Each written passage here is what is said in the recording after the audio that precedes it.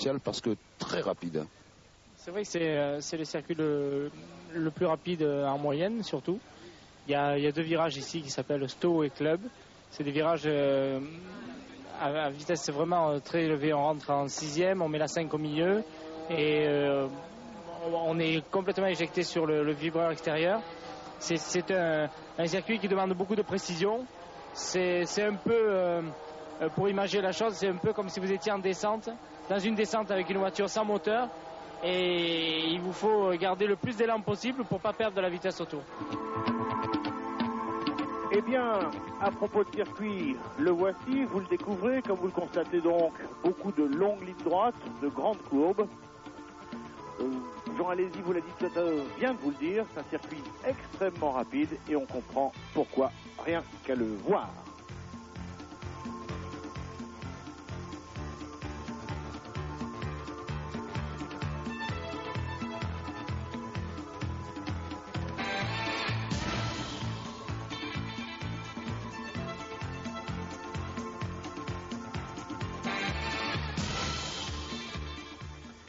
Beau temps relatif sur Silverstone, encore que le ciel vienne de se couvrir.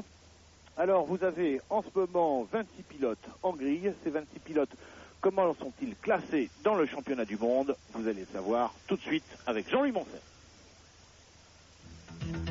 Senna est en tête avec 35 points, dont ceux de ses 3 victoires aux États-Unis, à Monaco et au Canada. Prost le suit de très près, 32 points et 3 victoires également au Brésil, au Mexique et en France. Berger, équipier de Senna, totalise 25 points. Il a marqué 6 fois sur 7 courses et derrière lui, c'est le trou. Piquet, pourtant très constant, ne possède que 16 points. Alési stagne. 3 scores en 7 courses, aucun point depuis le Canada, 13 points au total. Idem pour Mansell, 13 points également, 3 scores en 7 Grands Prix. Boutsen, 11 points.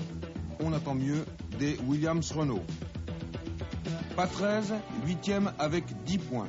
Un seul petit point marqué en France après la victoire de Saint-Marin.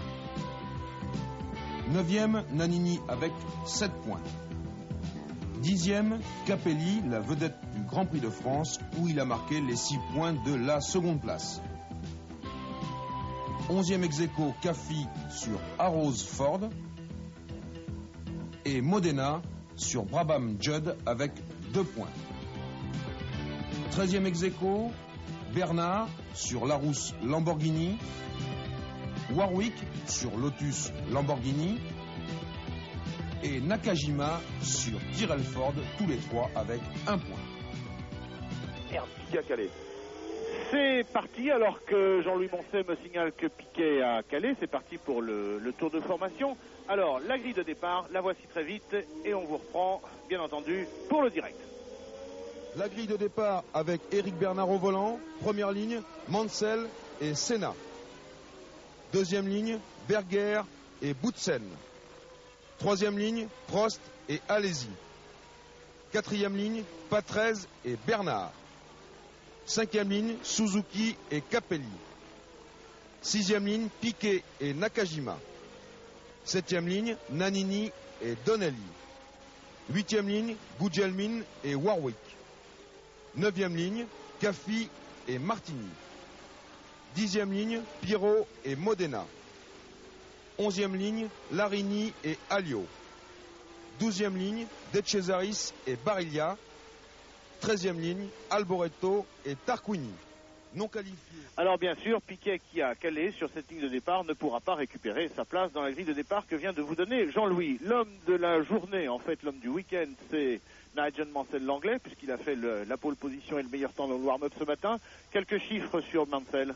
Oui, et je veux, avant de vous donner ces chiffres, Jean-Louis, vous dire que Gugelmin également, lui, n'a pas démarré du tout et qu'il est poussé hors de la grille. Vous voyez Mansell en train de mener le tour de formation à l'heure actuelle. Eh bien, Mansell, 141e Grand Prix aujourd'hui. Voici Gugelmin qu'on pousse hors de la grille. 13e pole position en France pour Mansell, 14e ici, en Grande-Bretagne. Et je vous rappelle que sa dernière victoire a eu lieu en Hongrie l'an passé, en 1989. Encore un autre chiffre pour Mansell. Sa pole position, 1 minute 07 428 millième. soit la moyenne de 255,191 km/h. C'est absolument gigantesque.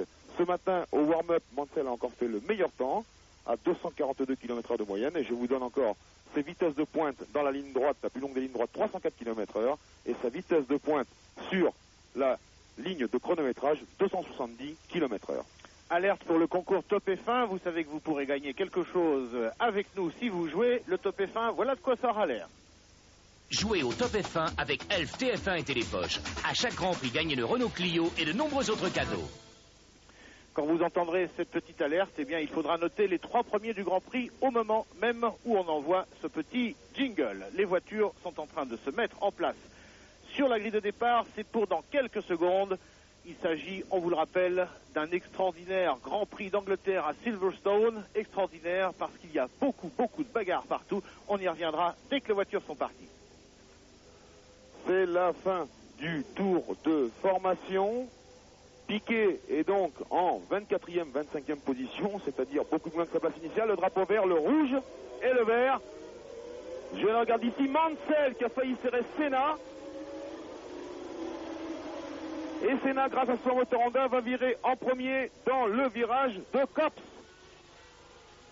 Mansell, deuxième semble-t-il. Ensuite, on trouve Berger. Donc les deux McLaren encadrent la Ferrari. On vous le rappelle, Mansell est l'homme du jour, il est anglais, nous sommes en Angleterre. Oh, le freinage, Prost qui a débordé Alesi, qui était passé devant lui au moment de l'envolée. Et ça nous donne Senna, Mansell, Berger, Boutsen, Prost à l'attaque tout de suite. Alesi derrière qui serre un peu Patrese, mais Patrese, non, il n'a pas pu passer. Voilà, Boutsen en 4e position par conséquent. Senna qui regarde dans son rétroviseur, qui surveille Mansell. Berger, Boutsen, Prost, Alesi, Patrese. Et gros plan sur la Lotus de Warwick. Alors, il faut tout de même signaler que là, si les voitures sont très serrées et qu'elles commencent seulement à se bagarrer forcément, et elles vont se bagarrer pendant tout ce Grand Prix, il faut signaler que là, on roule quand même effectivement à 230, 240 km/h de moyenne, et parfois donc dans les lignes droites à plus de 300 km/h. Je veux dire qu'il faut avoir l'œil. Fin du premier tour, la longueur de ce circuit, puisqu'on vient d'en faire un tour, 4 km 780, on fera 64 tours pour le Grand Prix d'Angleterre, soit 305,920 km au total. Senna qui a pris 7 dixièmes de seconde d'avance sur Mansell, Berger 3e, Boutsen 4e, Prost 5e, Alesi 6e, ensuite vous avez Patrese, Suzuki sur la Larousse Lamborghini, Capelli, Nannini, Bernard, Donnelly, Warwick, Cassi, Modena 15e, Modena qui porte l'une des caméras embarquées, 16e Nakajima, 17e Biro, 18e De Cesaris, 19e Martini et 20e Piquet qui a déjà remonté quelques places puisqu'il était parti en 25e position. On peut peut-être préciser, Jean-Louis, que tous les favoris sont en pneus durs sur ce circuit et qu'en principe il n'y aura pas d'arrêt pour changer de pneumatique en ce qui concerne les gros bras de McLaren, Ferrari et Williams-Renault, alors que certains ont tenté le risque comme les pilotes Benetton ou Ivan Capelli sur la Leyton House, comme la semaine dernière au Grand Prix de France, parti en pneus tendres et tentera aussi de faire la distance sans s'arrêter. Oui, merci Pierre de rappeler ce détail qui est extrêmement intéressant. Capelli qui avait fait un tabac, c'est le cas de le dire, au Grand Prix de France en arrivant en 2e position, tandis que vous voyez ici Jean Alesi qui est 6e à l'issue du 2e tour. Capelli va tenter le parcours sans arrêt et il y a une bonne raison à cela, outre la tenue de sa marche à moteur John, c'est le fait que pour rentrer ici au stand à Silverstone, le chemin est très long et que vous perdez énormément de temps. Senna en tête, une position magnifique de la tête, une position à la Jim Clark dans ce virage terrible qui est la courbe de Copse. Ensuite ce gauche qui est Maggot. Alors évidemment tout ça c'est en 6e pour les McLaren, en 7e pour les Ferrari.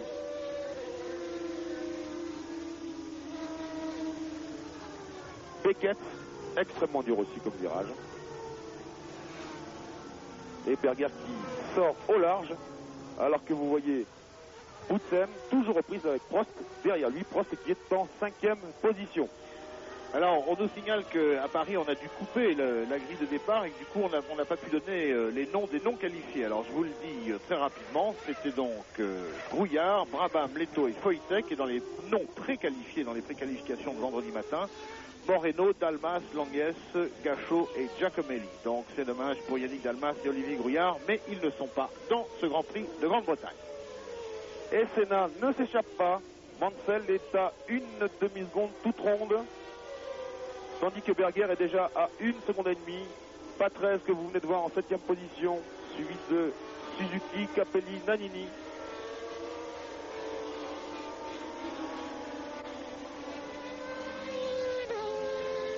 Le réalisateur ici cherche un peu ses plans. Ici c'est Pierluigi Martini avec sa Minardi Ford. Pierluigi Martini qui partait très loin sur la grille. Alors voilà déjà un petit peu la physionomie de la course. Il y a en gros 5 voitures dans un groupe de tête, et puis ensuite il y a un groupe de chasse qui est emmené. Pardon, Jean-Louis, oui. Oui, je peux vous signaler, ce que nos téléspectateurs ne voient pas, c'est que Martini justement. Martini vient de rentrer au s'arrête effectivement. Donc groupe de chasse de 5 voitures, Senna, Mansell, Berger, Boutsen, Prost, et le groupe de poursuite en fait est emmené par Jean Alesi sur sa Tyrrell.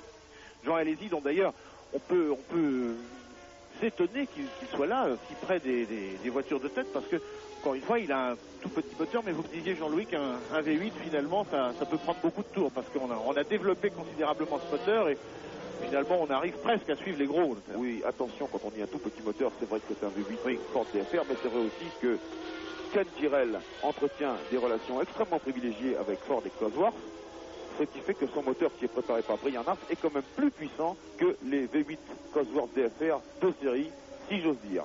Senna, Mansell toujours accroché à ses basques.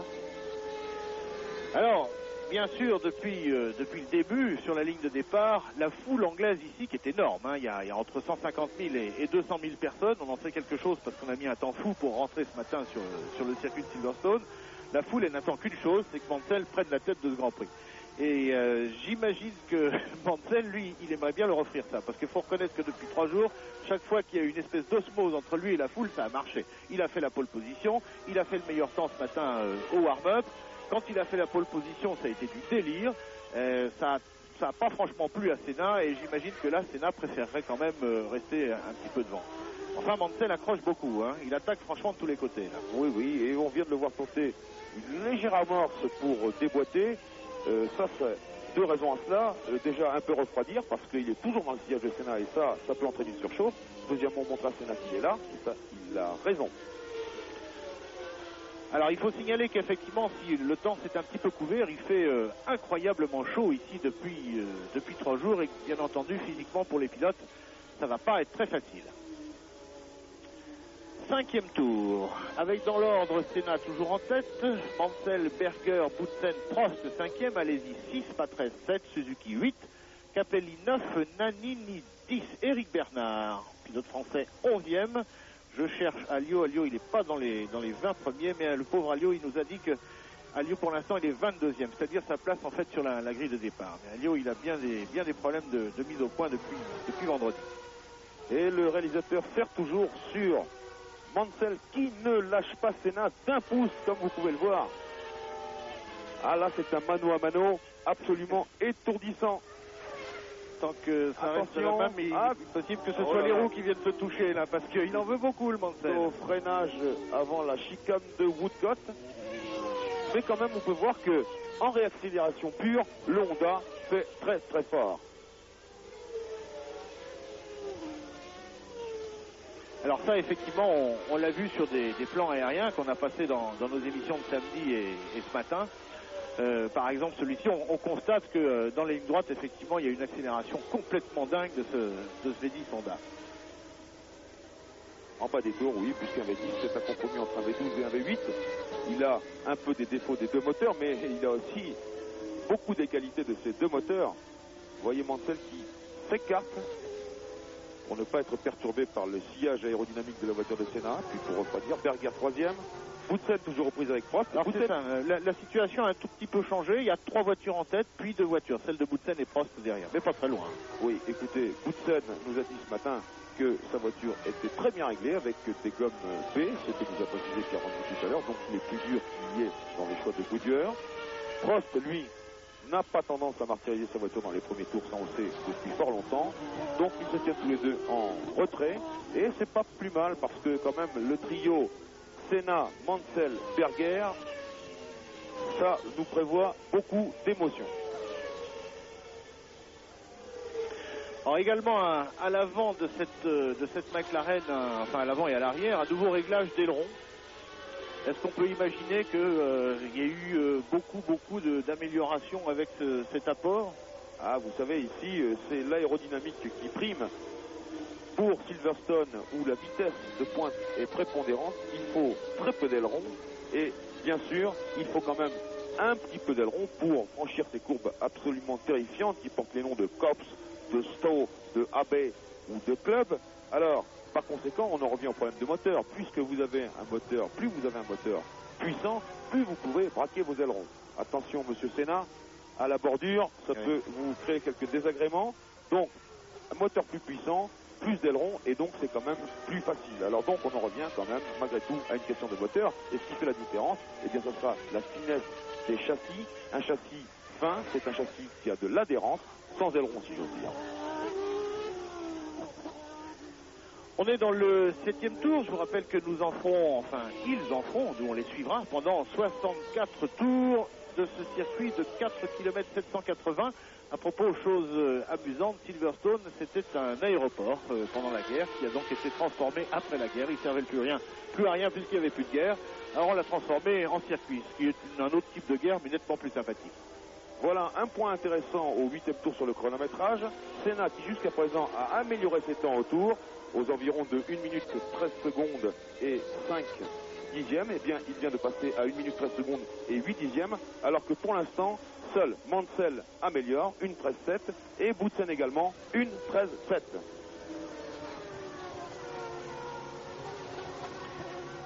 Alors Pierre Van Vliet, je crois que vous nous avez parlé je suis sûr que vous avez parlé des pneus en début de Grand Prix. Vous nous avez aussi dit qu'il y avait certaines voitures sur lesquelles on avait matché des durs et des moins durs.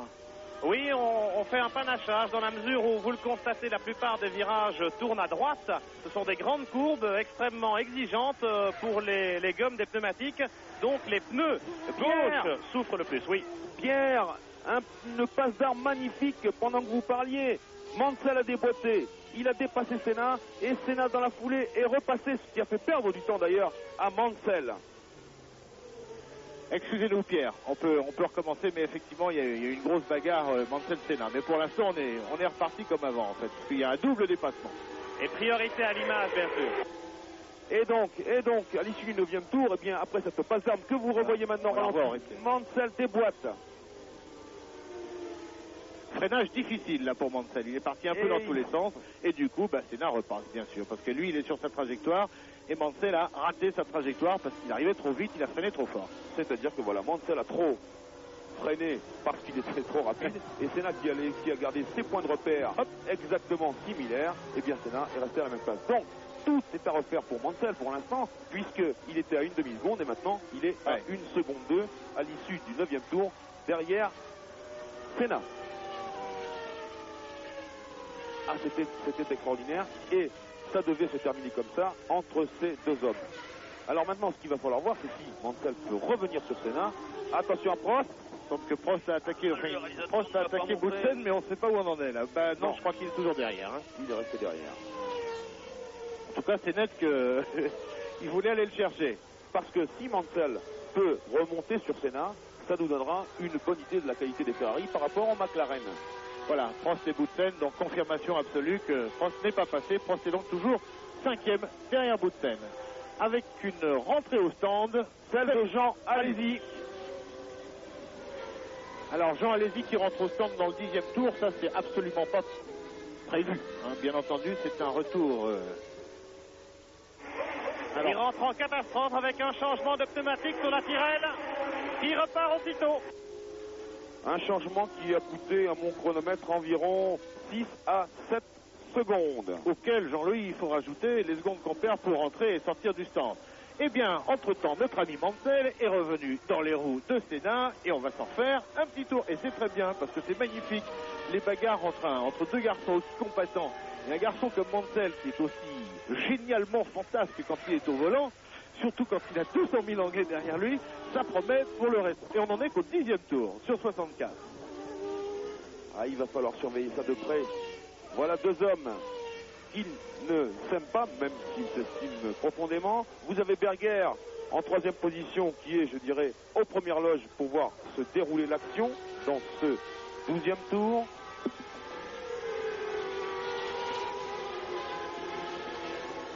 Et là, on nous montre Boutsen et Prost toujours aux prises pour le gain de la 4e place.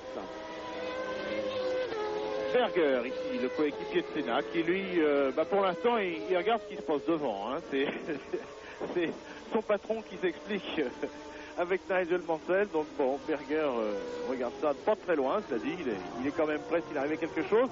Est-ce qu'on va avoir une nouvelle attaque de Prost sur Boutsen? Eh ben non, pas pour l'instant. En revanche, il est manifeste que le groupe des 5, là, a bien lâché, d'autant plus qu'Alesi maintenant est rentré au stand, a bien lâché les poursuivants tout à l'heure. Une nouvelle rentrée au stand, dont on vous le dit, c'est de Césaris. Bon, enfin, il n'était pas franchement en train de se bagarrer en tête. Enfin, ça dit, de Césaris vient de rentrer au stand. Voilà. Ah, Prost, ça se précise. À chaque fois au même endroit, attention, et Boutsen ne s'est pas laissé faire. Il a braqué. Et Mansell débouche en tête. Le réalisateur a manqué cette passe d'armes. Mansell débouche en tête du Grand Prix de Grande-Bretagne. Après le 12e tour, en ayant effectué le meilleur temps au tour, 1 minute 13 secondes, 471 millièmes. Alors là, Mansell, eh bien, on peut ne plus le revoir. Il peut s'échapper en tête et on va surveiller son écart.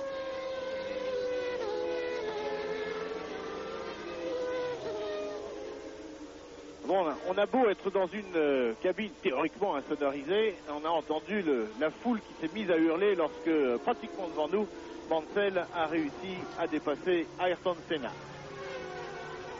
Mais qu'est-ce qu'il vient de faire Mansell? Oui, il a retiré un tie-off, c'est-à-dire une visière supplémentaire. Ça veut dire que derrière lui, Senna lui a mis quand même quelques gouttes d'huile et sur le capot de sa Ferrari et sur la visière de son casque. Et voilà Howard Britton, comme disent les Anglais, à l'attaque. Alors, entre-temps, eh bien, là pour l'instant, on est évidemment... Ah, le voilà, le dépassement. Vous le verrez quand même. Alors, ligne droite, aspiration, des boîtes au freinage. Ah, ça c'est impeccable, il n'y a rien à dire, absolument rien à dire. Senna s'est incliné, normalement. Mansell a pris le meilleur. Pas de freinage intempestif. Pas de pneus allumés, vous savez, avec de la fumée quand on bloque ses roues. Oh là là là là, oh là ça c'est très loin. Qui est-ce qui est allé faire une incursion dans l'herbe? En tout cas, c'est une McLaren qui a coupé au plus court.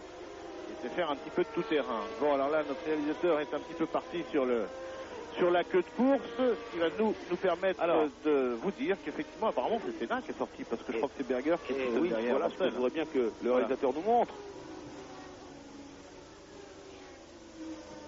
Voilà, le replay. C'est effectivement Senna qui est parti dans le décor. Et ça, c'était arrivé à Stewart autrefois, lors d'un mémorable Grand Prix de Grande-Bretagne. Et ça, c'est un incident classique, sortie de courbe, mise en tête à queue, et on part, heureusement pour Senna, il est parti du côté de l'herbe, et ça c'est parfait parce que c'est un circuit ici, il faut quand même le dire, qui est terrifiant, c'est le terme qu'il faut employer, terrifiant, et on peut se faire très mal. Alors, dans l'histoire, eh ben, je suppose que Prost et Boutsen ont dû passer devant Senna, parce qu'il a dû perdre beaucoup de temps, même s'il est rentré dans l'herbe entre 200 et 250 km/h. Bon, ça, on va vous le préciser dès qu'il passe devant nous. Et voilà, la nouvelle physionomie du classement. En tête, Mansell. Deuxième, Berger à 2 secondes 6. Troisième, Boutsen à 4 secondes 8. Cinquième, Prost à 6 secondes 3 de Mansell. Senna est 5e, Patrese 6e, Nannini 7e, Capelli 8e, Suzuki 9e, 10e Bernard, 11e Donelli, 12e Piquet. Piquet qui était parti très loin sur la grille, ce qui prouve que le nouveau moteur Ford V8 des Benetton, ce moteur Ford usine, est en très grande forme. Il vient d'apparaître seulement pour le Grand Prix et même pas aux essais. Piquet 12e, Warwick 13e, 14e Modena, 15e Caspi, 16e Nakajima, 17e Alesi, 18e, oui, c'est le tête à queue de Senna que l'on revoit, le tête à queue et l'excursion hors piste. J'en étais à 16e Nakajima, 17e Alesi, 18e Pirot, 19e Larini, 20e Alboreto, 21e Barilla, 22e Alliot, 23e Tarquini, qui n'a pas conduit depuis un an puisqu'il n'arrivait pas à se préqualifier avec son AGS, et 24e Andrea De Cesaris. Chez McLaren, on prépare des pneus pour Ayrton Senna qui pourrait rentrer au stand après son tête à queue, dans la mesure où ses pneus ont probablement souffert dans cette toupie, des vibrations assez gênantes. Mais non, Senna continue. Mais les mécaniciens sont prêts, le cas échéant, avec des pneus neufs. De toute façon, Pierre, merci, mais c'est vrai que tout à l'heure, on a vu dans la partie bitumée du tête à queue, effectivement, il a complètement allumé ses pneus. Alors ça a dû souffrir un peu. Oui, alors là, ce qu'il a fait, eh bien, c'est ce qu'on appelle un plat sur les pneus. Donc ça engendre des vibrations terribles. Deuxièmement, il a dû les endommager en passant dans l'herbe et puis dans les quelques graviers qui traînaient. Et ça, ce n'est pas bon non plus. Boutsen toujours en lutte avec Prost. Et cette fois-ci, c'est pour la 3e place, évidemment. Et chez McLaren, on confirme que Senna va rentrer au stand pour changer de pneu, Jean-Louis. Alors ça c'est relativement grave pour Senna, parce qu'on sait qu'ici à Silverstone, si le circuit est extrêmement rapide, en revanche la rentrée des stands prend beaucoup de temps parce qu'ils sont tout en longueur. Et on tout à l'heure, oui. On sait aussi que chez McLaren, depuis la semaine dernière au circuit Paul Ricard, eh bien, les mécaniciens sont assez fébriles. Prost dépasse Pierre, excusez-moi, Prost vient de passer votre compatriote Boutsen. 3e, c'était la bagarre pour la 3e place. Donc Prost est maintenant, si on considère qu'il y a un podium fictif au bout de 16 tours, eh bien Prost est dessus. Dans l'ordre, je vous rappelle, Mansell, Berger, Prost. Et Senna au stand. Senna au stand, me dit Johnny Reeve, pour changer de pneu. Il rentre à une allure dans les stands. Absolument, il débouche. Voilà, chez McLaren, tout est prêt. Top. Pas de problème. Actuellement, les 4 pneus neufs. Et Senna qui repart. Alors 6 secondes 79 et ce qu'on voit derrière, c'est Patrese qui est en train de s'arrêter. Patrese qui a un problème à l'arrière, c'est le fond plat qui s'est arraché probablement en tapant sur des bordures à la sortie des grandes courbes. Et donc Ricardo Patrese, on change ses pneus, mais on est également affairé sur le fond plat, les extracteurs à l'arrière de la voiture. Il repart néanmoins sans que les mécaniciens aient vraiment pu faire quelque chose. Eh bien, ça bouge dans ce Grand Prix de Grande-Bretagne alors que nous sommes au 16e tour et que Mansell, que vous voyez ici à l'image, est leader devant Gerhard Berger et Alain Prost, tandis que Boutsen tient toujours à la 4e position. Et je dois vous signaler, on l'a vu de façon très fugitive, l'abandon de Sandro Nannini. Mais en revanche, Pierre, il serait bon de savoir si c'est un abandon dû à un problème de moteur, car je le répète, c'est le nouveau moteur Ford qui est en service ici pour la première fois. Mansell, meilleur tour, 1 minute 13 secondes, 161 millième. Alors là, on va se faire un vrai classement, Jean-Louis, parce que Senna est reparti. Alors dans le tour, en fait, il est loin. Mansell, Berger, Prost, Boutsen, ça on sait. Suzuki vient ensuite. Après, c'est Capelli, Eric Bernard, Nelson Piquet, Donnelly, Warwick, Modena. C'est vous dire le temps qu'a perdu Senna. Bon, bien entendu, il va en remonter parce que maintenant, si toute la voiture marche bien et si les pneus seuls ont été endommagés, Senna est maintenant en 10e position.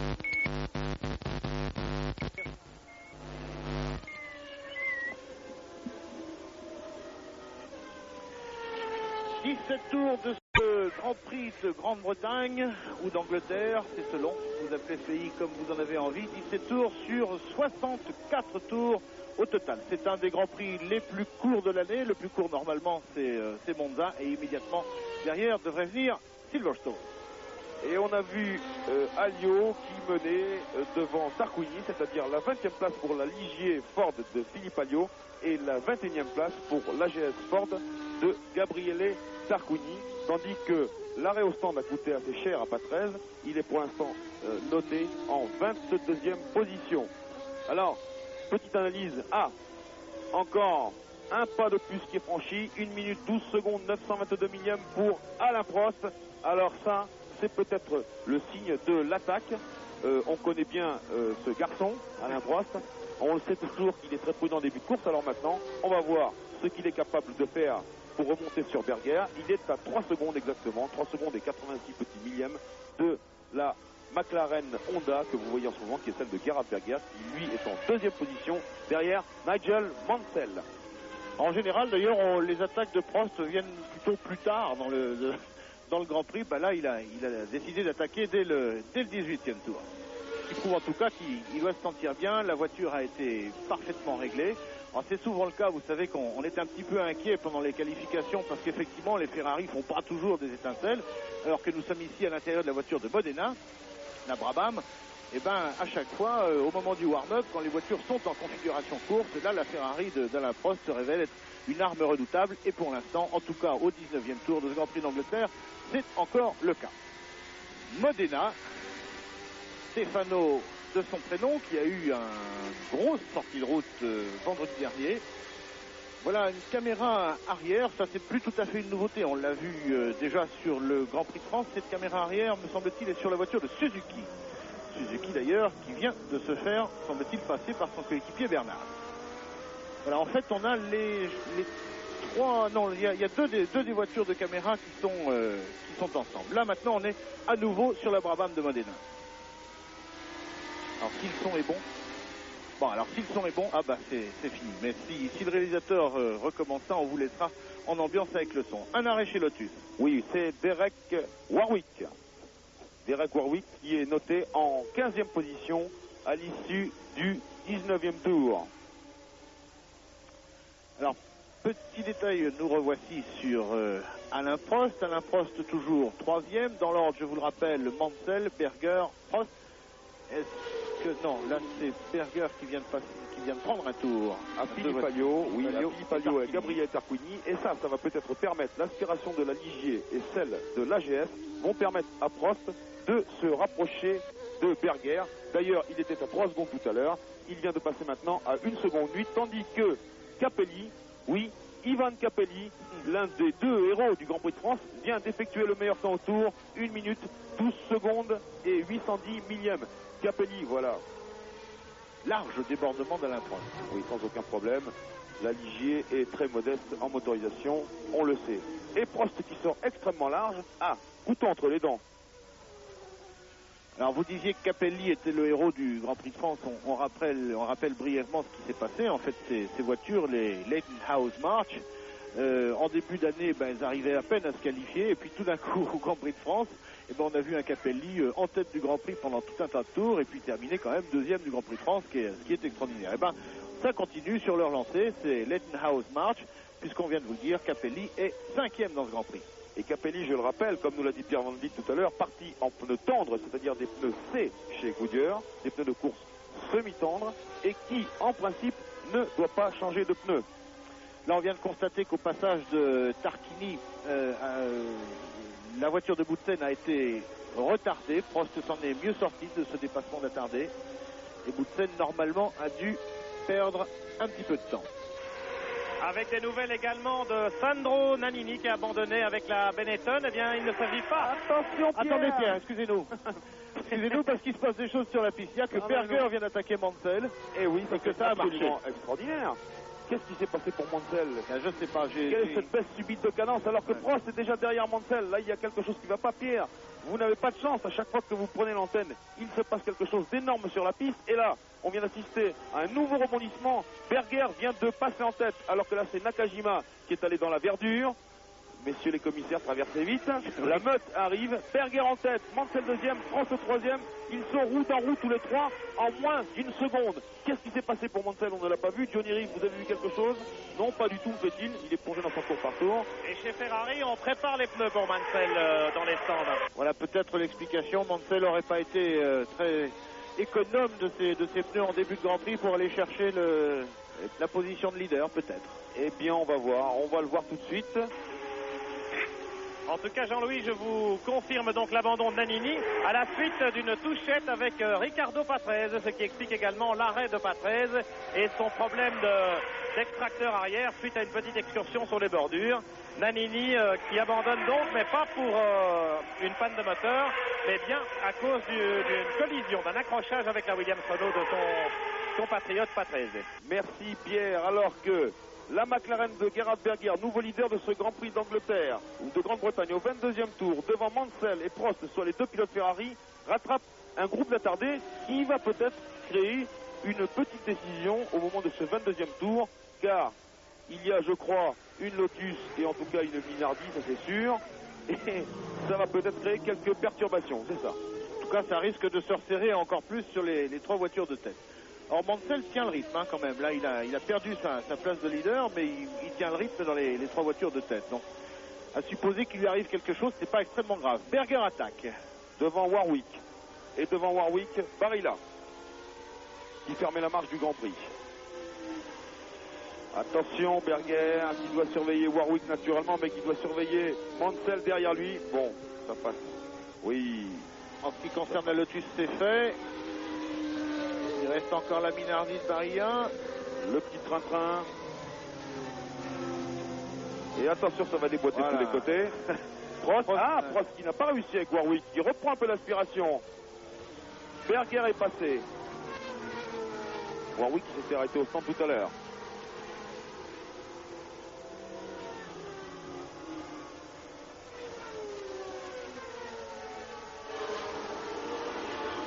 Et voilà, bon, Prost, ça y est, il passe Barilla.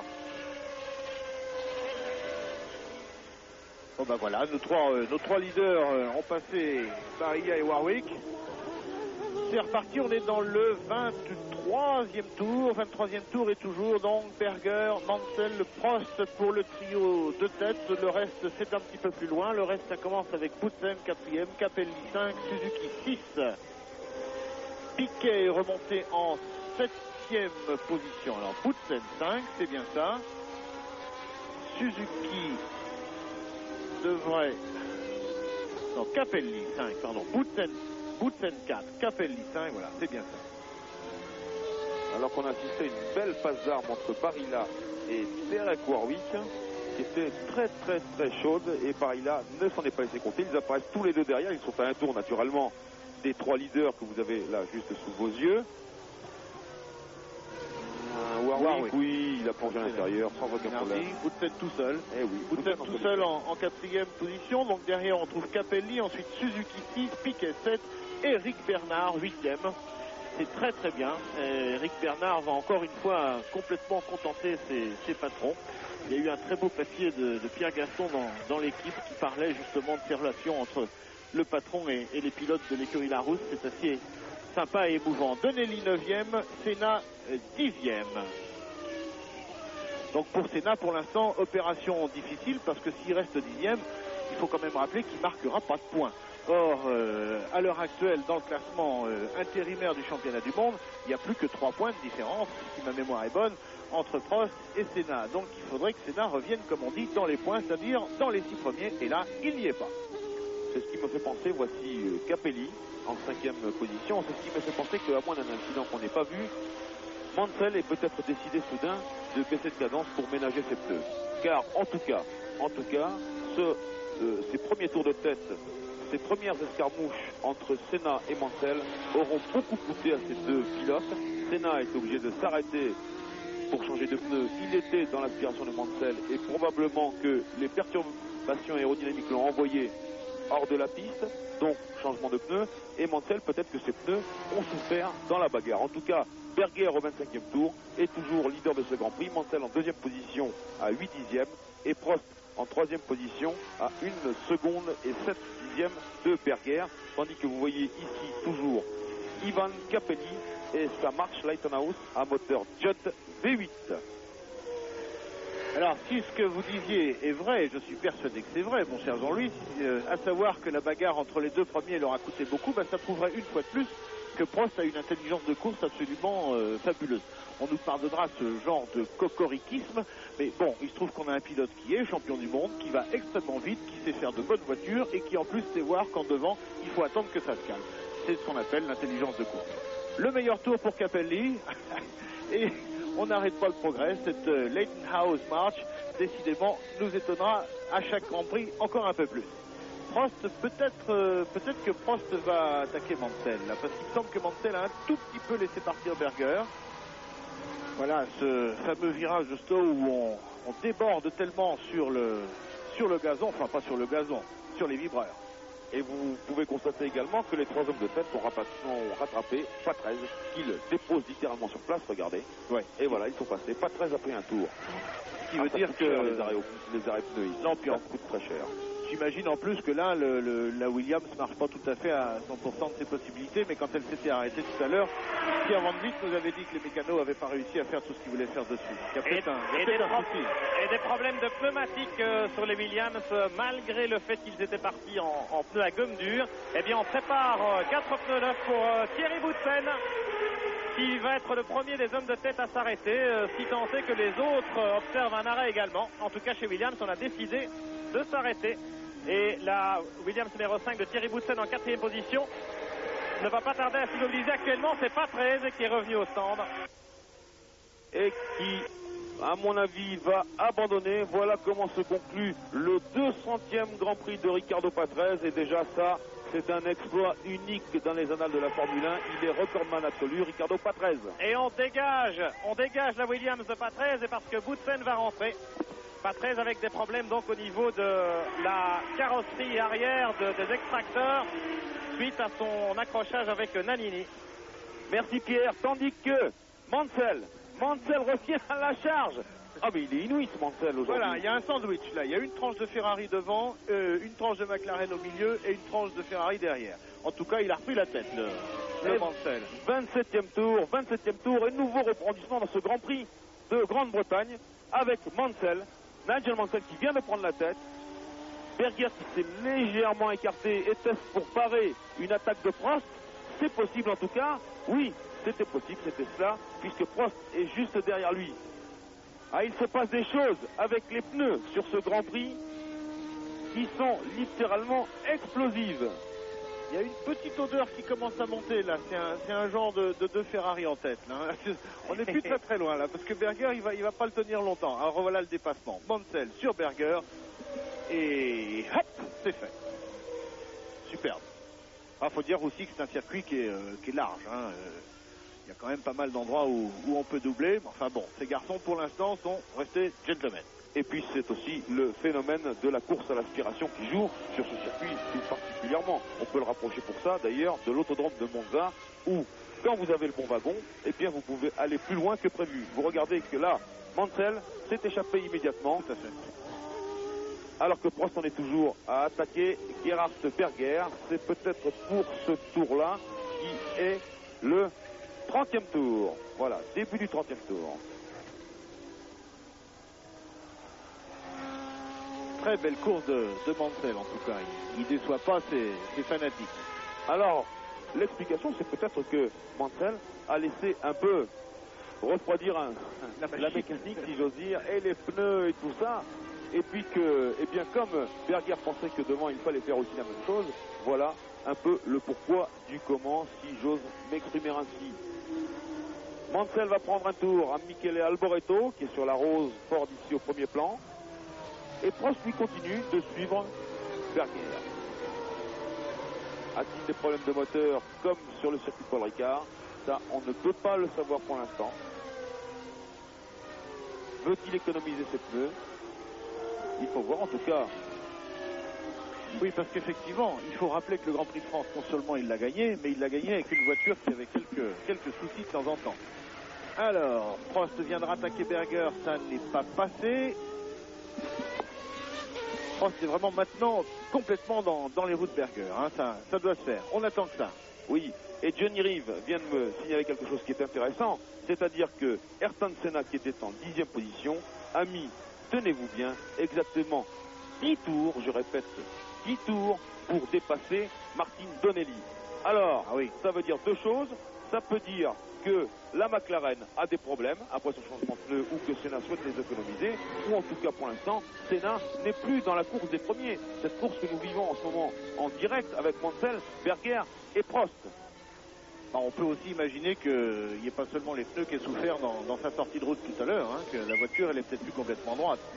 Ce qui expliquerait qu'effectivement Senna a bien du mal à remonter sur ses petits camarades. En tout cas, effectivement, Senna en bagarre 10 tours pour doubler un Donnelly, ça, il y a quelque chose qu'on ne pouvait pas imaginer au départ de ce Grand Prix. Dans l'ordre, alors que nous sommes dans le 30e tour, Mansell, Berger, Prost.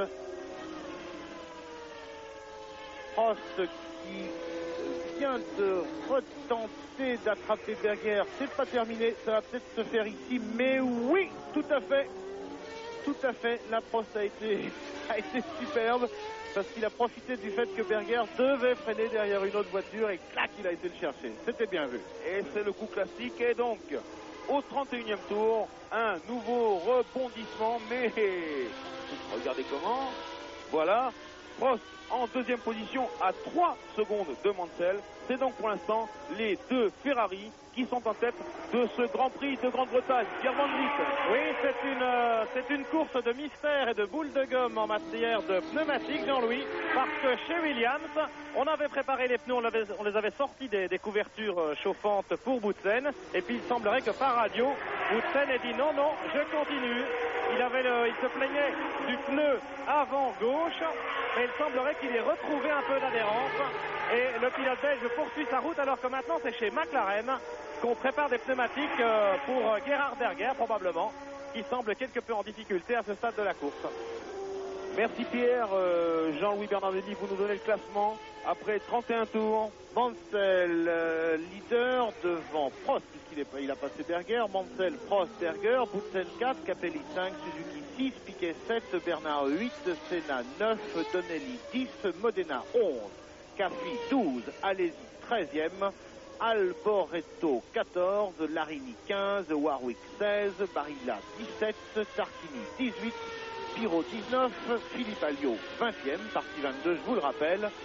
Et enfin 21e, pas 13, mais on sait que tout à l'heure, il s'est arrêté à son stand de façon relativement définitive. Donc en fait, il y a 20 voitures en course.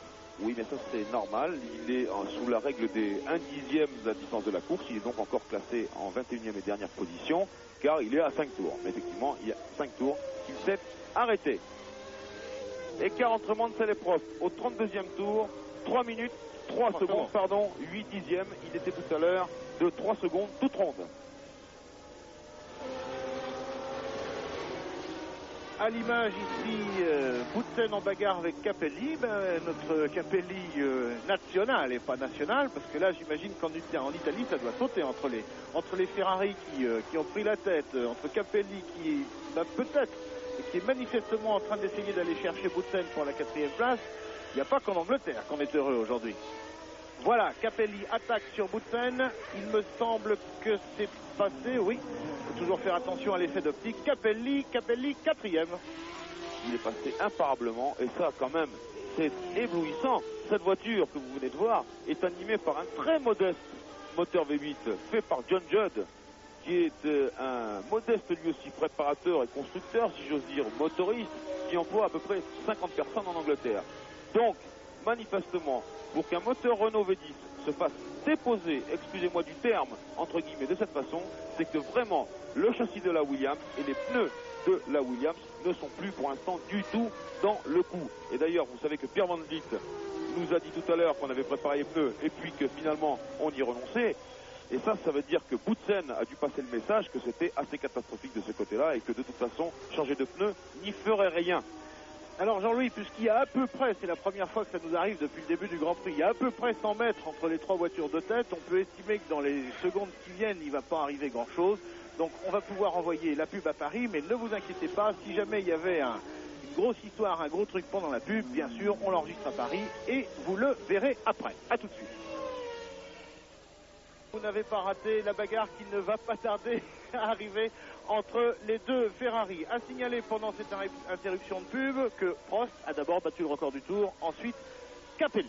Oui, alors, ce que je veux vous dire, c'est que Prost a été freiné par le dépassement d'un attardé. Il est passé au 33e tour, alors que nous sommes au 36e tour, à 4 secondes 1 de Mansell, et il vient de se rapprocher, cette fois au 36e tour, à 2 secondes 6, non sans avoir battu le meilleur tour en course, 1 minute 12 secondes 341 millièmes, mais aussitôt qu'il a eu battu ce record, Capelli l'a battu 1 minute 12 secondes 100 millièmes tour rond, et puis au 36e tour, Capelli a remis ça 1 minute 11 secondes 841 millièmes. Et ça c'est d'autant plus curieux, ça restera l'un de ces grands mystères de Silverstone, c'est que quand Capelli passe devant nous, son moteur émet un bruit de moissonneuse-batteuse, ce qui veut dire qu'il a un échappement cassé, sans doute, mais en tout cas ça peut perturber sa bonne marche. Or, ça ne la perturbe pas. Il n'y a pas grand-chose qui a l'air d'impressionner Capelli depuis 2 Grands Prix. Bon, le chronomètre de notre ami Johnny Reeve, qui est toujours fidèle à notre poste, va chauffer au rouge tellement il prend les temps. Allez, on va se faire un petit top F1 très rapide. Quels sont les 3 premiers au moment du top F1?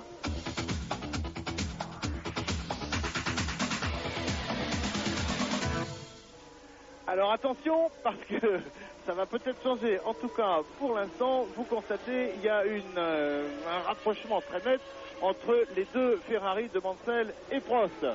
1 seconde et 2 dixièmes entre les 2 Ferrari, alors que Capelli en 4e position vient de battre au 37e tour une nouvelle fois le meilleur tour en course, 1 minute 11 secondes et 712 millièmes. Ah, ça chauffe, allez-y ici à l'écran. Ensuite Philippe Alliot qui est en 20e position, puis Modena et tout ce joli monde rattrapé par le groupe de tête. Prost à 1 seconde 1 de Mansell cette fois, Berger à 5 secondes de Prost, Capelli à 4 secondes de Berger. Monsieur Modena, attention à Monsieur Mansell, c'est passé imparablement. Voilà, on revoit la scène vue derrière maintenant par Modena, dont on voit presque les yeux, c'est magnifique ces caméras embarquées. Modena donc qui venait de se faire passer par Mansell. Et maintenant c'est Prost. Alors attendez, Mansell vient d'attaquer Alliot pendant que Prost attaque Modena. Oui, tout ça s'est bien passé et on voit encore une fois que Modena a eu droit à ce dépassement de la part de la Ferrari de Prost qui attaque maintenant la Ligier d'Alliot. C'est passé, Alliot s'est franchement écarté. Oui, très fair play, Philippe Alliot avec sa Ligier, très fair play. Il a bien regardé dans son rétroviseur, on l'a vu plusieurs fois le faire, ça c'est du très beau travail. Alors ça c'est du très beau travail, mais on sait qu'en ce qui concerne la Ligier, il y a quand même une inquiétude, parce que si elle ne marque pas de points aujourd'hui, la Ligier va se retrouver à devoir figurer dans les préqualifications du vendredi matin, et ça c'est une grosse complication dans la vie d'une écurie, complication technique et financière en fait. Et puis pratique aussi parce que vous savez que les motorhomes ne sont plus à la même place, que les camions transporteurs des monoplaces ne sont plus à la même place également. Tout ça, ça perturbe énormément la bonne marche des écuries. Ici, Philippe Alliot en 20e position, Aki, Gerhard Berger en 3e position, prend un tour. Et puis, ce qu'il faut signaler aussi, c'est que depuis le Grand Prix du Mexique et depuis le Grand Prix de France, il y a très peu d'abandon. On voit des 17 et 18 pilotes classés à l'issue de chaque course, et ce qui laisse peu d'espoir pour l'instant aux hommes de l'écurie de Guy Ligier, aux hommes de l'écurie bleue de France. 39e tour sur 64, 39e tour, Mansell devant Prost, 2 secondes et demie d'écart entre les 2 Ferrari, alors que Nakajima aussi, je crois, vient de se faire prendre un tour. Derrière Berger, 4 secondes derrière Prost. Ensuite, 4e, c'est Capelli qui est à 3 secondes de Berger. En fait, il y a entre 2 et 4 secondes à chaque fois entre chacune de ces voitures. Ah, Popov. Non, Popov, c'est un terme de turbo. Oui, alors, comme il n'y a plus de turbo. De turbo. Alors, ce que je veux signaler également, et ce qu'on ne voit pas à l'image, mais il faut le dire quand même, c'est la 6e place de Nelson Piquet. Ça, c'est une remontée extraordinaire. Piquet n'a pas pu démarrer sur la grille. Il est donc parti en fond de grille, comme l'exige le règlement, puisque pendant le tour de formation, on ne peut pas rejoindre sa place. Et il est en 6e position. Et ça, Jean-Louis Bernardelli s'en dit extrêmement long sur les performances du nouveau moteur Ford des Benetton, ce moteur hors d'usine, qui est un V8, alors qu'on pourrait croire qu'on pourrait prendre pour un moteur très modeste, mais qui, en réalité, nous a confié l'un des managers de l'écurie Benetton, prend 13 500 tours minutes de régime maximal, ce qui pour l'instant en Formule 1 ne s'est pratiquement jamais vu. Alors, d'après un papier de Johnny Reeve, ce nouveau Ford sur la Benetton aurait presque dégagé 30 chevaux de mieux, 27 chevaux de mieux. Et il était le plus rapide en vitesse de pointe au warm-up ce matin, ce qui semble se confirmer en course. Mais à propos de remontée, à part celle de Nelson Piquet, on peut se demander aussi où va s'arrêter Ivan Capelli dans ce Grand Prix. C'est l'homme le plus rapide en piste depuis une dizaine de tours. Et là, il semble qu'il va ne faire qu'une bouchée de Gerhard Berger pour la 3e place. Et puis après, bien, tout reste possible. Eh oui, tandis que là, il y a Jean Alesi à l'image qui a pris un tour de retard avec Mansell et Prost qui sont en tête de ce Grand Prix. Vous les voyez tous les deux. Capelli qui a débordé Modena et ces voitures, ces 2 voitures la Brabham comme la March Lightenhaus ont le même moteur. Vous voyez la différence en adhérence et en vitesse de pointe entre les deux voitures. Franchement, trouver les très très bons réglages sur cette voiture vert pâle qui est la Lightenhaus March. Ou bleu turquoise, oui, plutôt bleu turquoise que vert pâle d'ailleurs. Et Capelli nous a expliqué ce matin dans Automoto que tout cela était dû à un changement radical des pontons latéraux, du fond plat et de l'extracteur. Et quand je veux dire extracteur, je veux dire que c'est l'arrière de la voiture, là où on essaie d'éliminer les turbulences de l'air et on essaie de gagner de l'effet de sol. Prost, 1 seconde 6 de Mansell, alors que vous avez Pirot ici en gros plan. Oh là là, il y a du trafic là. Oui, il y a beaucoup de monde, alors attention, parce que on sait que Mansell est un garçon capable de s'énerver, mais là au contraire, il faut beaucoup réfléchir, parce que les dépassements d'attardés, quelques-uns des grands accidents qu'ont fait l'histoire de la F1 ont eu lieu à cause de ce genre de situation. Où on sait qu'on a un gars en bagarre juste derrière, un autre pilote, et on veut se dépêcher de doubler celui qui est devant, qui va beaucoup moins vite, et boum. En tout cas, attention, quand je vous le disais que ça pouvait changer les choses, Prost vient d'en profiter pour attaquer l'aspiration complète des trois voitures, des deux voitures, et Prost en tête au 42e tour, alors que je voulais vous dire que Cassie, sur sa modeste Arrowsford, faisait le jeu de Prost, et bien il l'a fait. Oui, Mansell a déboîté pour dépasser Cassie, mais Prost, le filou, comme d'habitude, a pris l'aspiration des deux voitures, et le voilà en tête au 42e tour de ce Grand Prix de Grande-Bretagne qui a connu pour l'instant pas moins de 6 leaders ou changements de leader, ce qui est quand même extraordinaire, ce qui en dit long sur les performances de la F1 et cette compétitivité qui fait tout le charme, toute la saveur, toute la magnificence de la Formule 1 en ce moment. Alors donc, eh bien Alain Prost est en tête du Grand Prix d'Angleterre, ce qui est une toute petite inquiétude juste pour nous journalistes français, parce qu'à mon avis ils vont nous bloquer les avions ce soir pour rentrer. Hein. Bon, mais enfin pour nous c'est pas très grave. En revanche pour Prost c'est magnifique ce qui se passe, d'autant plus, je vous le rappelle, que Senna lui est en difficulté et loin des points encore. On est dans le centre Ferrari, qu'est-ce qui se passe Pierre? Chez Ferrari on s'excite, en tout cas il y a Jean Alesi qui vient de rentrer chez Tyrrell, mais chez Ferrari on prépare des pneus. Sans doute pour Nigel Mansell, qui a dû se plaindre par radio du comportement de ses pneumatiques. Alors c'est vrai que tout d'un coup, la Mansell a laissé partir Prost, c'est peut-être un bien grand mot, mais enfin, il y a un écart, ça s'appelle un écart déjà, là, entre les deux. Peut-être qu'effectivement, Mansell n'a pas pu empêcher Prost de passer, parce que la voiture glisse un petit peu si les pneus ont perdu de l'adhérence. Et oui, et ce qu'on peut voir, Jean-Louis, c'est que Prost n'a fait qu'une bouchée de Pirot, alors que Mansell, voilà, le dépasse maintenant seulement. Donc ça fait de l'écart, 1 seconde 1, vous venez de le voir sur votre écran, et je peux vous dire qu'à la fin du tour ça fera beaucoup plus, alors que l'on a vu Mansell amorcer un travers, ce qui veut dire effectivement que ses pneus ne sont pas en bonne forme, et probablement ses pneus du côté gauche, et probablement son pneu arrière gauche, tandis que Capelli a passé Berger, c'était Johnny Reeve qui m'a donné un coup sur la tête pour me le signaler, et c'est vrai que c'est une performance extraordinaire sur le circuit le plus rapide de la saison avec l'autodrome de Monza. Un moteur Judd avec une marche est en 3e position. Ouais. Et vient de passer tout à fait à la régulière un V10 Honda dont on dit depuis des années que c'est un moteur extraordinairement puissant. Et fabuleuse histoire. Et comme vous l'avez signalé tout à l'heure, le moteur Judd de la Lightenhaus de Capelli émet un bruit métallique comme si l'échappement était cassé, ce qui est probablement le cas, et ce qui n'a pas l'air de retarder la progression de l'Italien pour l'instant.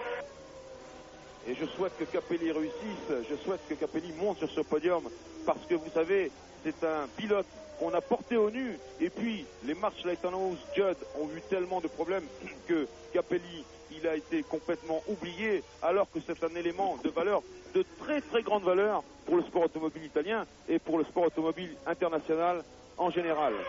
Arrêt au stand de l'AGS de Gabriel et Tarquini. Tarquini qui est toujours en course, il est placé loin, mais enfin il nous a expliqué hier en fait que son problème c'était que c'est vraiment le premier Grand Prix qu'il arrive à faire depuis le début de la saison, et qu'en fait il n'a eu que la séance du warm-up, une demi-heure ce matin pour régler sa voiture, ce qui est quand même très peu. Allez, Jean-Louis Bernardelli, un petit classement après 45 tours. 45 tours sur 64, ce qui nous donne Alain Prost leader devant Mansell, 1 seconde 7 entre les deux pilotes. 3e Capelli sur la Lightenhaus March, 4e Berger, 5e Boutsen Attendez, on a un replay, qu'est-ce qui se passe? Oui, c'est le dépassement de Berger par Capelli au freinage de la chicane de Woodcote, un dépassement imparable.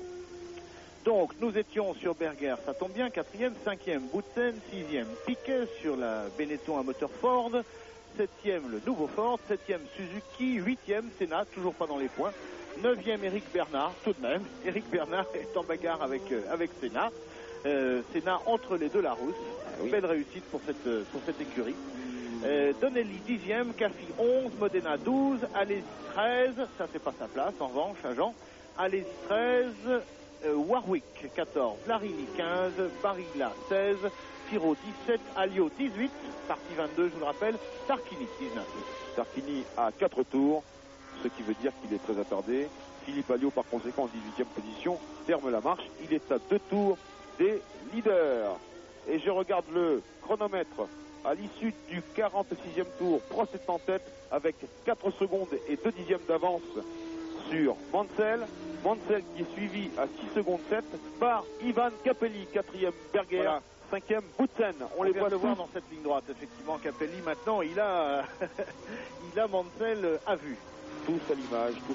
Caffi avec son arrose intercalée entre la March et la McLaren. Décidément, on vit en ce moment un retournement de situation chez McLaren, puisque on s'aperçoit que sur un circuit fait, comme on l'a vu en fin de compte, pour les gros moteurs, eh bien, le V10 Honda rend des points à des moteurs beaucoup plus modestes que lui. Ça, c'est inouï. Il y a, en 87, voilà, prenons un exemple, en 87, il y avait 4 moteurs Honda engagés dans le Grand Prix de Grande-Bretagne. Il y avait 4 Honda à l'arrivée et 4 Honda aux 4 premières places. Et c'est Mansell qui avait gagné effectivement ce Grand Prix. Devant Piquet, Senna et Nakajima. Bravo, belle mémoire, puisqu'on est dans l'historique de ce Grand Prix d'Angleterre. Sachez donc que Prost l'a gagné 3 fois l'année dernière, en 89, en 85 sur McLaren et en 83 sur une Renault. Senna, lui, n'a gagné qu'une année en 88. Et à l'époque, oui Pierre. Oui, quand Mansell avait gagné en 87, il avait passé Piquet à 2 tours de l'arrivée et lui s'était arrêté pour changer de pneu à une quinzaine de tours du but, contrairement à Nelson Piquet. Alors va-t-il le faire cette fois-ci? Il semble que non. Fausse alerte chez Ferrari. On a remis les couvertures chauffantes sur les pneumatiques prévues pour Nigel Mansell. Nigel Mansell quand même qui a perdu entre 5 secondes et demie maintenant sur Alain Prost. Alain Prost, j'allais dire tout seul. On n'est pas franchement tout seul quand on est en tête d'un Grand Prix, mais enfin, il n'y a pas beaucoup de monde tout de suite derrière. Voilà.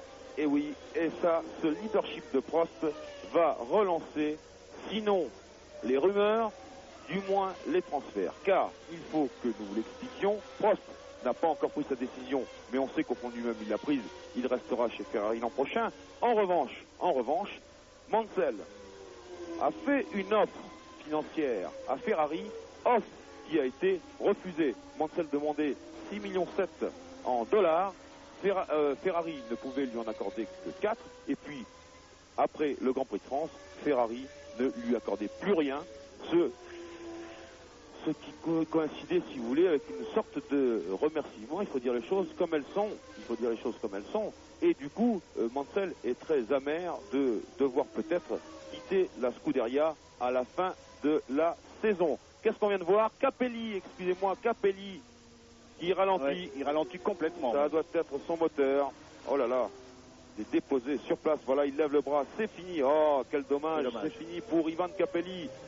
On va essayer d'écouter son moteur. Alors que Warwick est dans les choux aussi. Il sort de la voiture. Abandon pour Derek Warwick. Alors Capelli, c'est dommage pour lui, c'est dommage pour nous, c'est dommage pour vous les téléspectateurs parce que c'est quand même un garçon qui a du style et du talent. Et puis en revanche, c'est dommage pour Prost parce que dans l'histoire, Senna vient de récupérer une place pas chère. Là. Enfin, il n'est pas encore dans les... Senna doit être encore 7e. Et ça l'intéressait bien Alain Prost d'avoir du monde entre lui et Senna, bien sûr. Alors que Mansell vient d'accrocher le meilleur tour en course. Comme vous le voyez, 1 minute 11 secondes et 521 millièmes. Warwick revient à pied. C'est fini pour lui. Alors, je reviens à ce que je disais tout à l'heure. Effectivement, Jean-Jacques Delaruvière de chez Renault Sport nous fait tous les samedis une revue de presse, qui n'est pas simple quand on est en Angleterre, parce que trouver la presse française, on ne la trouve pas partout. Effectivement, là, les transferts, ça y va. Hein. Ah, ça bouge. Alors, ce qui veut dire que si Mansell part de chez Ferrari, il ira chez Williams, où il est très fortement sollicité. Chez Williams, alors qu'ici, c'est Donnelly, c'est l'autre le qui s'arrête lui aussi. Oh là là, aïe aïe aïe, hécatombe au 49e tour de course alors qu'il en reste 15.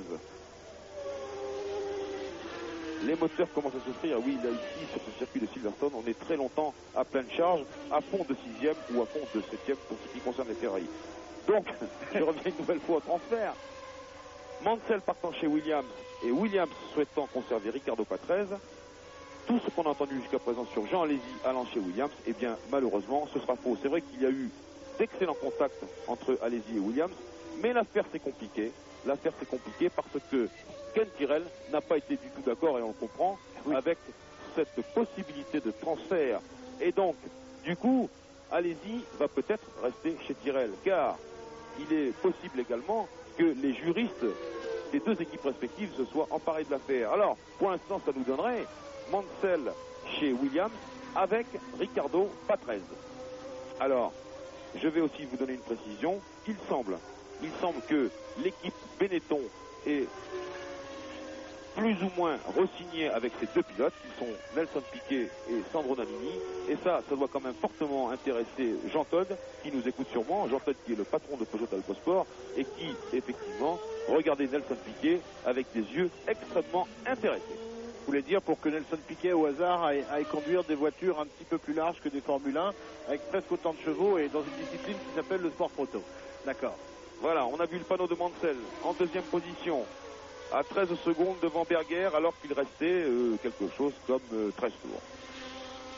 Alors, il y a une toute petite chose qui a été drôle ce matin. Alesi était en train de mettre ses boules dans les oreilles parce que ça fait un bruit effroyable les moteurs.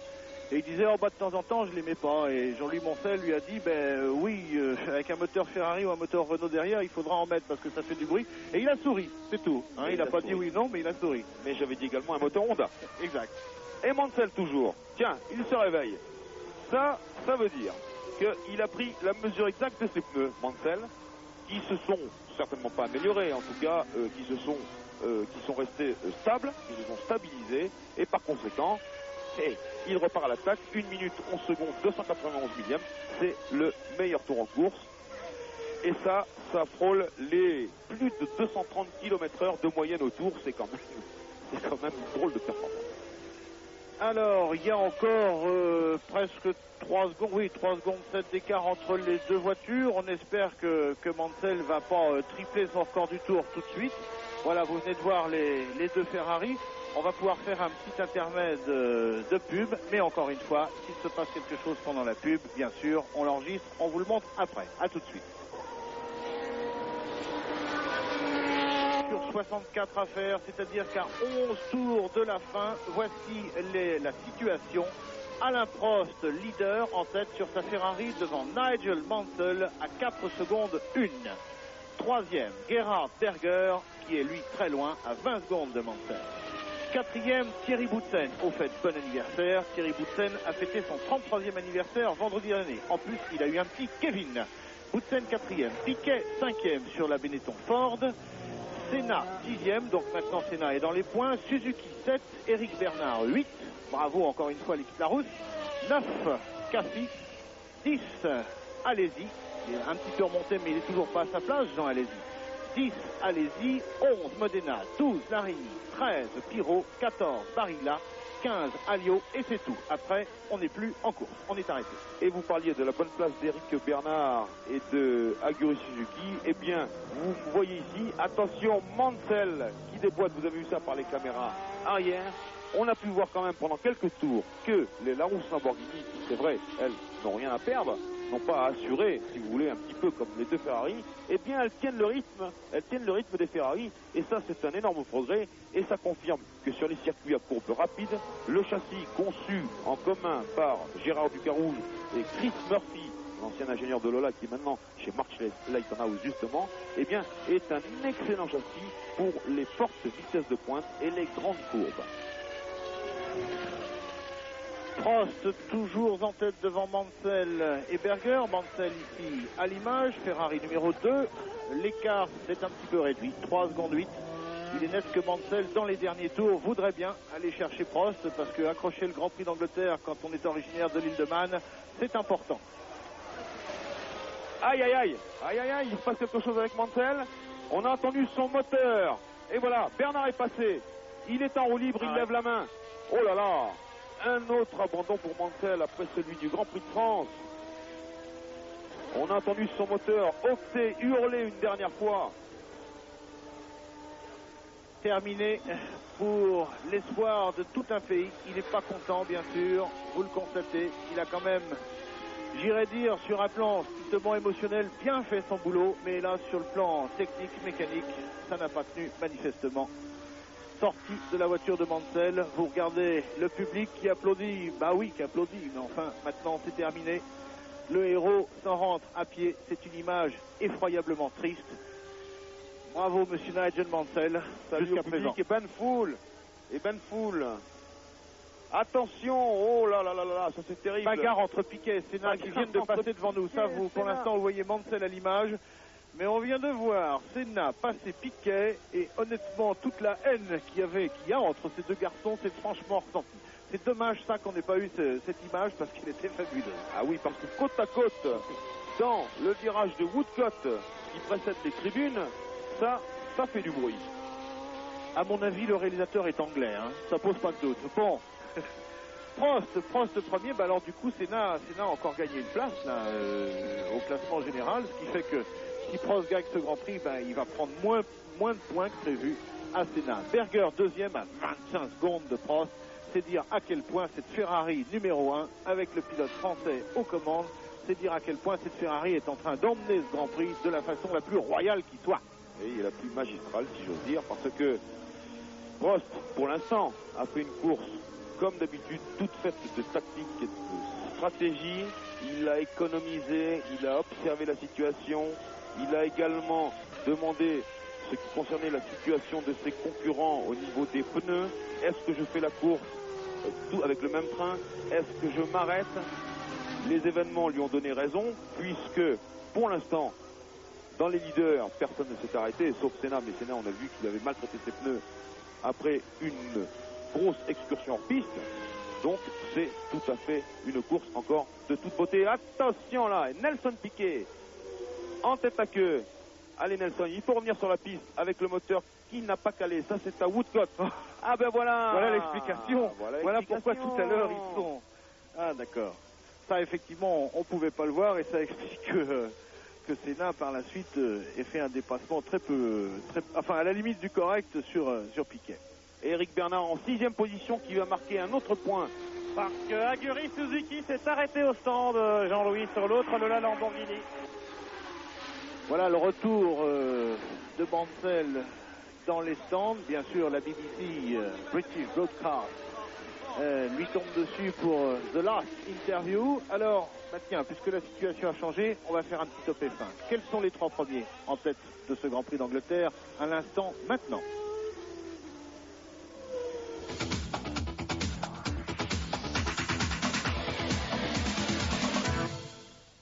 Vous notez les 3 premiers, en tout cas là, vu cette image, vous savez qu'il n'y a plus Mansell dedans. Vous notez les 3 premiers et on vous dira en fin de Grand Prix comment on fait pour participer au jeu Top F1 et gagner de très belles choses. 58e tour sur 64, on peut dire qu'on approche de la fin. Prost largement leader, Ferrari numéro 1, très reconnaissable en plus. À l'arrière, sur les ailerons arrière, il y a cette flamèche jaune. Prost, Berger, Boutsen, Senna, Piquet, Bernard, voilà le classement. Et au passage, on constate quand même qu'Eric Bernard sur la route, un moteur Lamborghini, pour l'instant, pourrait prendre un point. Et c'était l'un de ses objectifs. Il nous l'avait dit hier. Eric Bernard, évidemment, savait qu'il était quand même pas tout à fait envisageable d'aller gagner le Grand Prix d'Angleterre avec tous ces gros moteurs et tous ces grands pilotes devant. Mais il espérait ramener un point. Et pour l'instant, il est en bonne position pour le faire. Et éventuellement d'ailleurs, le pilote qui est derrière lui en 7e place, c'est Aguri Suzuki. Donc peut-être que si Bernard avait un souci, Suzuki ramènerait quand même le fameux point à l'équipe Larousse. 27 secondes, 5. L'écart entre Prost et Berger s'est encore allongé. Boutsen 3e, ça va faire plaisir à Pierre Van Vliet. Ça va faire plaisir aussi à Renault Sport parce que, bon, c'est une voiture que nous voudrions voir figurer tout le temps sur les podiums. Et pour l'instant, bah, elle y est avec ce moteur français. Prost, 59e tour, leader. À l'image Ayrton Senna et son casque jaune. Ayrton Senna 4e. Extrêmement loin d'Alain Prost. Pour l'instant, vraiment aucun danger, mais 4e, donc il va marquer des points, Senna. Il va marquer 9 au premier, 6 au deuxième, 4 au troisième, 3 au quatrième. Il va marquer 3 points et ce n'est pas, malgré tout, une si bonne affaire que cela, car Senna a besoin de victoires pour l'instant. Depuis le début de la saison, 3 victoires pour Senna, 3 victoires pour Prost et 1 victoire pour Patrese à Imola, une seule victoire pour la Williams Renault. Pierre Van Vliet. Oui, Nigel Mansell est rentré au stand à pied chez Ferrari, très déçu évidemment, très entouré. Nigel Mansell qui précise que son abandon n'est pas dû à une rupture du moteur, mais bien à un problème de boîte de vitesse, un problème de sélection de vitesse qui est à l'origine de l'abandon du pilote britannique. Et oui, merci Pierre, nous n'avons pas eu le temps de le dire, mais le coup de moteur que nous avions entendu tout à l'heure était un moteur qui tapait dans le limiteur. Ça veut dire que le moteur était à fond, mais que par contre, le rapport de boîte n'avait pas été enclenché. Et nous savions que c'était un problème de boîte de vitesse. Merci en tout cas de votre précision. Le combat intra-brésilien entre Piquet et Senna, ben vous le voyez, Senna 4, Piquet 5. Il y a 4 secondes d'écart entre les deux pilotes. Et pour l'instant, c'est tout de même Ayrton Senna qui mène. Mais voilà, les deux voitures. Senna devant sur la McLaren et voici Piquet sur sa Benetton Ford. Et oui, Piquet qui n'est pas en très bonne position parce que ses pneus ont souffert dans son tête à queue. Ça doit vibrer terriblement. Alors évidemment, Nelson Piquet, 3 fois champion du monde, 180 Grands Prix, il en a vu d'autres. Mais Senna, lui, a quand même pu changer ses pneus tout à l'heure après son incursion hors piste, son excursion dans les décors, si vous préférez. Donc, je ne sais pas si Nelson Piquet va pouvoir revenir sur Ayrton Senna pour lui subtiliser la 4e place. Allez-y, bah voilà. Tiens, et Berger. Un Berger dans le gazon. Et Berger, c'est que c'est une sortie de piste où il garde sa voiture. Alors là, il est en train de se garer, là. Il est en stationnement, Berger. Aïe, et un nouveau rebondissement au 60e tour de ce Grand Prix, alors que Prost est toujours en tête. Et bien maintenant, nous avons Thierry Boutsen en 2e position et Ayrton Senna en 3e position, Piquet 4e, 5e Bernard, 6e Suzuki, 7e Caspi. Ah, on peut dire que ce Grand Prix d'Angleterre qui marque la première demi-saison de Formule 1, 8 Grands Prix, eh bien, il restera dans les annales pour cette compétitivité et tous ces rebondissements qu'il y a eu pendant, on en est à 60 tours, pendant 60 tours, soit 4 tours de l'arrivée. Alors tout le monde gagne une place, Bernard gagne une place et bien sûr Jean Alesi gagne une place, mais Alesi est toujours pas dans les 6 premiers. Donc pour l'instant il n'est pas en position de marquer un seul point et pourtant lui aussi, Jean Alesi, c'est ce qu'il nous avait dit, son objectif aujourd'hui c'était de ramener du point. Et bien pour l'instant c'est pas le cas. Et ce que l'on peut constater, eh bien c'est que ça, ces alertes successives servent à tous les leaders. Prost tourne en 1 minute 14 secondes et 6 dixièmes au tour et Boutsen en 1 minute 14 secondes et 5 dixièmes au tour. Senna continue à tourner dans les 1.13.2, ça veut dire qu'il ne lâche pas la pression. Et pour l'instant, dans ce groupe, si vous voulez, parmi les 14 classés de ce Grand Prix d'Angleterre, de Prost en tête à Philippe Alliot sur sa Ligier en 14e position, eh bien, le plus rapide, c'est Aguri Suzuki, qui tourne en 1 minute 12 secondes et 6 dixièmes. Il vient de changer de pneumatique, Jean-Louis, je vous le rappelle. Et c'est ce que je voulais vous dire, il vient de changer de pneumatique et donc c'est beaucoup plus facile, enfin beaucoup plus facile entre guillemets, pour lui. Alors on se rapproche là vraiment de l'arrivée, 64 tours, il reste donc 2 tours. C'est ce que je crois vient de nous confirmer Johnny Reeves, 2 tours, merci Johnny. Alors que Prost arrive, me semble-t-il, dans les roues de Piquet. C'est bien ça, et donc Piquet prendrait un tour, à son tour, c'est le cas de le dire. Alain Prost, leader de ce Grand Prix de Grande-Bretagne. Le deuxième, on vous l'a dit, n'est donc plus Berger, mais Thierry Boutsen sur la Williams Renault. Thierry Boutsen que l'on voit apparaître ici. Il est très loin, hein. Il n'est pas très loin, il est loin, il est à 50 secondes. Le troisième Senna est pas très loin de Boutsen, en revanche, 8 secondes 5. Ça m'étonnerait qu'en 2 tours, Senna arrive à récupérer 8 secondes sur Boutsen. Donc là, on est probablement, enfin, c'est-à-dire, on a vu pratiquement une voiture cassée dans chaque tour depuis 4 ou 5 tours. Alors attention. Rien n'est jamais joué jusqu'au drapeau à damier pour être très original. Dernier tour et Prost, je vous le dis, il tourne en 1,19. Ouais. Il tourne en 1,19. Il a énormément levé le pied. Il assure son temps, son succès, pardon, son succès. Tandis que je demande à Johnny de me calculer sans porter malheur. Oui. À Prost. Regardez pas le papier. Le fameux petit papier blanc qui nous passe à l'arrivée de chaque Grand Prix avec le classement des 4 ou 5 premiers au championnat du monde. Alors, bon, effectivement, on vient de vous le dire, Prost ne tourne pas au ralenti, mais il a incroyablement levé le pied. Regardez, il y a plein de trucs sur la piste. Les Anglais commencent à acheter des trucs. Merci, c'est très sportif. Alain Prost en tête de ce Grand Prix toujours, levant le pied. Alain Prost, on l'attend sur la ligne d'arrivée. Alain Prost qui ne doit plus prendre aucun risque maintenant, alors qu'il est en train d'essayer de dépasser encore Nelson Piquet. Non, il est resté derrière, très sagement. Ça vaut mieux. 45 secondes d'avance sur Boutsen, effectivement. Le voilà, nous y sommes presque à la ligne d'arrivée. Alain Prost, nouvelle victoire dans ce Grand Prix, c'est fait! Et voilà, la 101e victoire de la Scuderia Ferrari dans ce Grand Prix d'Angleterre. Le 161e Grand Prix d'Alain Prost et sa 43e victoire en Grand Prix. Le record monte toujours. Et maintenant, il est à 633 points,5 au total des points types pendant le championnat du monde. Et le classement du championnat du monde 90 que nous donne Johnny Reeve. Prost en tête avec 41 points devant Senna, 39 points. Et le troisième est Berger avec 25 points. Boutsen vient de passer la ligne d'arrivée. Boutsen est donc officiellement second de ce Grand Prix. Senna, troisième. Les écarts, Prost a fini 39 secondes devant Boutsen. Et Boutsen a fini 4 secondes devant Senna. C'est dire quand même que dans le dernier tour, Senna avait bien rattrapé Boutsen. Mais enfin, 4 secondes, ça suffit très largement pour assurer un superbe podium à la Williams-Renault. À l'image, Alain Prost en tête de ce championnat du monde. Johnny Reeve et Jean-Louis Moncet viennent de vous le dire, en tête, alors que nous sommes en train d'attendre le 4e qui va probablement être Éric Bernard. Tout à fait. Magnifique place d'Éric Bernard. Donc c'est un bon week-end pour les Français. Éric Bernard sur la Larousse à moteur Lamborghini. 5e Piquet sur la Benetton à moteur Ford. Le nouveau moteur Ford est donc lui aussi d'une certaine façon un succès. Pourtant ils avaient pris un risque en le faisant courir tout de suite comme ça d'entrée sur ce Grand Prix d'Angleterre. Et le 6e serait normalement Suzuki, ce qui serait quand même extraordinaire pour l'écurie Larousse. À l'image, toujours Alain Prost, c'est peut-être le moment d'envoyer le petit générique sur le Top F1, parce que je ne sais pas quand nous rendrons l'antenne. Donc, l'explication du concours Top F1. 2 fois pendant le Grand Prix, vous avez vu le signal Top F1 et notez chaque fois le nom des 3 pilotes de tête sur le bulletin réponse télépoche ou sur papier libre.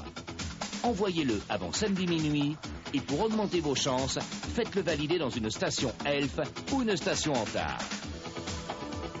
Gagnez une Renault Clio, un séjour Grand Prix USA 91, le plein d'octane pendant 1 an et de nombreux autres cadeaux. Avec Elf, TF1 et Télépoche, à chaque Grand Prix, gagnez un Grand Prix.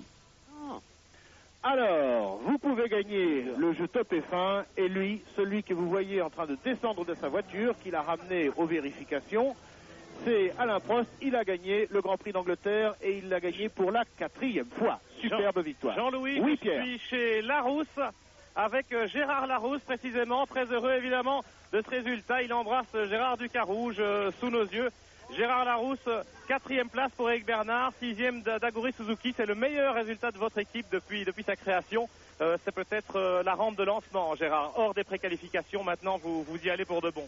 Oui, c'est super, hors des préqualifs. Et puis on le méritait parce qu'on a souvent été là. On n'avait pas encore scoré réellement. Là, un petit coup de réussite aujourd'hui. Pour nous, c'est formidable. Et puis, depuis quelques Grands Prix, vous dominez nettement l'écurie Lotus, qui est également propulsée par le moteur Lamborghini. Alors maintenant, on peut espérer vous retrouver régulièrement dans les outsiders de ce championnat? Oui, j'espère qu'on sera là, qu'on va garder notre place. Il y a encore beaucoup de chemin à parcourir pour être au niveau du championnat du monde, mais on est sur la bonne voie. C'est super pour toute l'équipe. Ok, bravo, merci Gérard. Merci Pierre. Ben voilà, on assiste en ce moment à l'image à quelque chose qu'on ne voit pas souvent, c'est la fin d'un Grand Prix, ce que font les trois vainqueurs, enfin les trois premiers de ce Grand Prix quand ils arrivent. Et ben vous l'imaginez, ils boivent parce qu'ils doivent perdre des litres d'eau, surtout vu la température très très lourde qu'il a faite ici. Ils arrivent encore à sourire, c'est un sourire fatigué. Monsieur Alain Prost est en train maintenant de monter à la salle de presse où il va devoir affronter des gens qui sont parfois aussi énervant, j'imagine, que ses adversaires, à savoir les journalistes, mais ça fait partie du boulot. Jean-Louis Bernardelli avant la salle de presse. Ah, il y a le podium, bien sûr. Cérémonie du podium. Il est ici, Alain Prost, suivi de Cesare Furio et de Thierry Boutsen. Ben, je ne sais pas si on aura le temps d'aller jusqu'au podium. On vous rappelle le classement brièvement. Prost, Boutsen, Senna, Bernard, Piquet, Suzuki, Caffi, Alesi, Modena, Larini, Pirot, Barilla, Alliot et Berger aussi. Oui, effectivement, ça fait 14 voitures classées.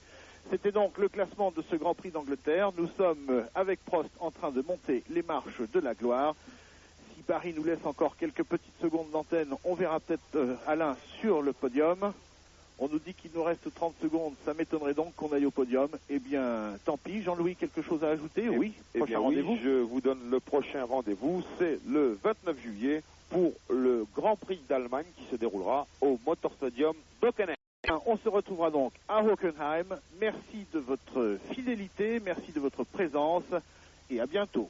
Johnny Reeve, merci à vous de nous avoir aidés et d'avoir fait chauffer au rouge votre chronomètre pendant tout ce Grand Prix.